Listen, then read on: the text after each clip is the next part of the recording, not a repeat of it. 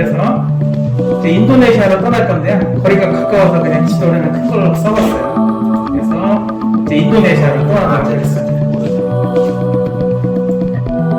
그래서 인도네시아 전도인데요. 이게 우리가 갈 곳은 사실 관광지로면 커피보다는 관광지로면 발리섬. 인도네시아는 인도스와 네소스라는 두 단어의 합성어입니다. 이제 그리스어로 하면 인도스는 인도양을 말하고요.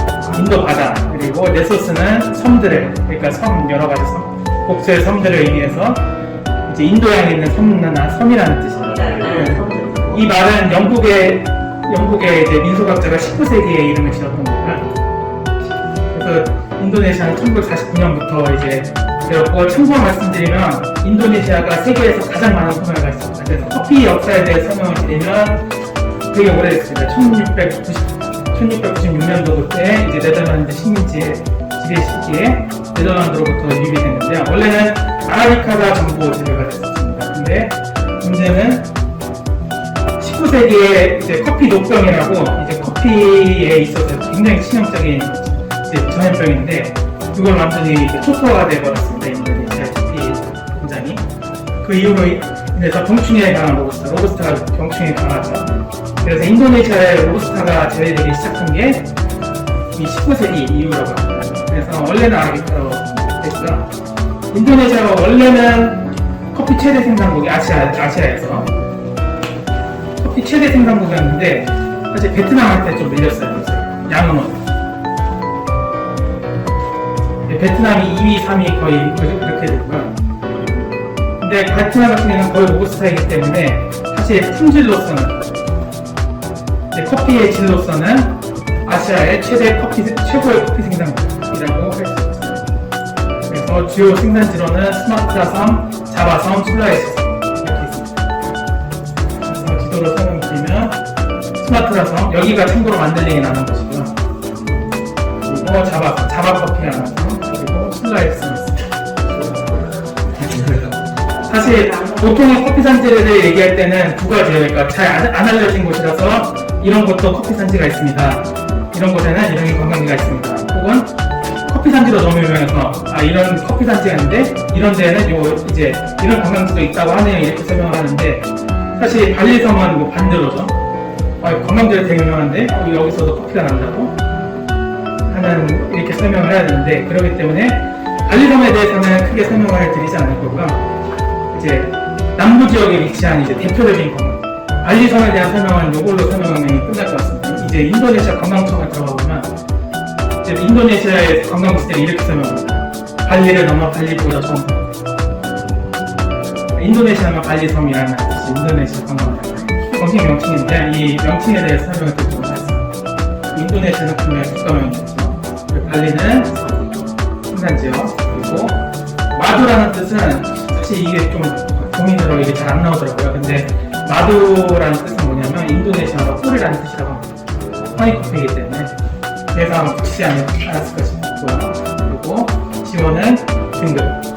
인도네시아에서는 이제 등급을 결정두수로 하는데, 결정두수로 한다고 하는데 사실 결정두수보다는 이제 커피 결과물, 커피를 내렸을 때 향미나 맛을 가지고 평가를 이제 최고로 친다고 하더라고요. 그리고 트래픽 피킹은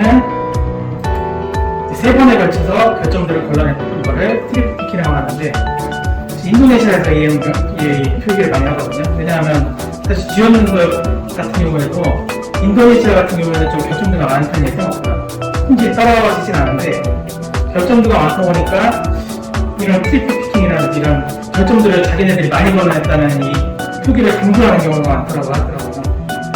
그래서 트래픽 피킹은 3번에 걸쳐서 이 생두 결정수를 걸러냈다. 허니는 허니 프로세스, 가공 방식을 말하고요. 이제 허니 프로세스에 대해서 간단하게 설명을 드리면, 우리가 커피 체리가 있고 커피 체리에서 이제 생두를 걸러낼 때 이제 뭐 워시드라든지 뭐 내추럴이라든지 이렇게 뭐 건조를 시킨다든지 아니면 물로라든지 이렇게 생두를 이제 체리에서 이제 걸러내는 과정이 있죠. 그 과정에서 점액질도 같이 이 체리 안에 점액질이 있는데, 이 점액질도 원래는 깨끗하게 다 걸러내거든요. 근데 허니 프로세스는 점액질을 일부 남겨서 이 점액질이 가지고 있는 특유의 향미를 거듭히는 과정을 허니 프로세스라고. 사실 이 허니 프로세스가 가장 발달한 나라가, 그리고 시작한 나라라고 할 수 있는 나라가 중남미 지역이거든요. 뭐 콜롬비아라든지 코스타리카라든지 이런 데서 좀 많이 하고 있고요. 그런 데서는 인도네시아 같은 경우는 그냥 허니 이렇게 표기하지만, 중남미권에서는 뭐 점액질을 얼마나 남기냐에 따라서 옐로우 허니, 블랙 허니, 화이트 허니, 레드 허니 이렇게 표기를 하기도 하거든요. 좀 꿀향 같은 게 난다고 그래서 허니 커피라고 부르고 있습니다. 그래서 이 인도네시아 발리와도 허니의 특징은 풍부한 향미, 꽃향이 좀 난다고 하더라고요. 그리고 이 허니 프로세스만이 가지고 있는 단맛과 산뜻함, 그리고 말린 과일의 향미가 난다. 품종은 S75 USDA 카티카인데, 이거는 인도에서 개발된 품종이고, USDA는 정보가 잘 안 나오는데 이 유럽 농무부에서 품질 인증한 생주로 알려져 있거든요. 정확한 정보는 아닌데, 이 USDA가 유럽 미국 농무부를 하거든요. 그래서 그쪽과 연관되어 있지 않은 생존이 있지 않을까 싶고, 카티카는 뭐 대표적인 품종이고, 아라비카 품종이고, 커피 노트는 이렇게 되어 있습니다. 그러면 맛을 봐도록 하겠습니다.